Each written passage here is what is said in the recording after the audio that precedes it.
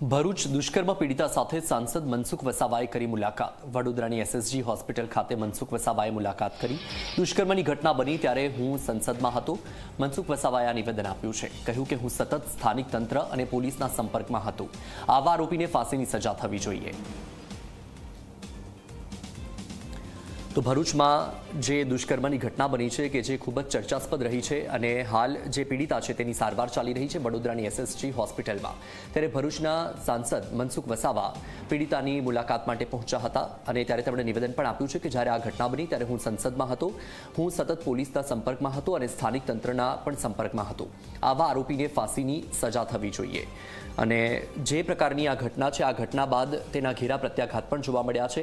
વાર પલટવાર પણ જોવા મળ્યો। એક તરફ વિપક્ષે સત્તા પક્ષ પર પ્રહાર કર્યા તો હવે મનસુખ વસાવાની આ પ્રતિક્રિયા સામે આવી છે કે હું સતત સંપર્કમાં હતો જ અને જે આરોપી છે તેની સામે કડક કાર્યવાહી પણ કરવામાં આવશે।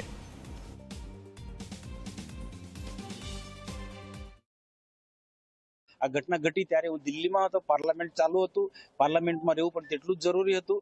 પરંતુ દિલ્હી રહીને અમે સતત કલેક્ટરથી માંડીને પોલીસ ખાતાના સતત સંપર્કમાં હતા અને આ દીકરીને જલ્દીમાં જલ્દી સાજુ થઈ જાય એ પ્રકારનો ટ્રીટમેન્ટ મળે એના માટે પણ ચિંતા કરી છે। પોલીસ પણ જે ગુનેગારની સામે કાયદેસરની કાર્યવાહી કરે એના માટે પણ પોલીસને અમે સતત એના પૂછપરછમાં હતા અને પોલીસે બિલકુલ કાયદેસરની એ કાર્યવાહી કરી છે। ગુનેગાર ભાગી ન જાય એના માટે તાત્કાલિકને પકડી લીધી ને અને જે સીટની રચના કરી છે, એસઆઈટીની રચના કરી છે।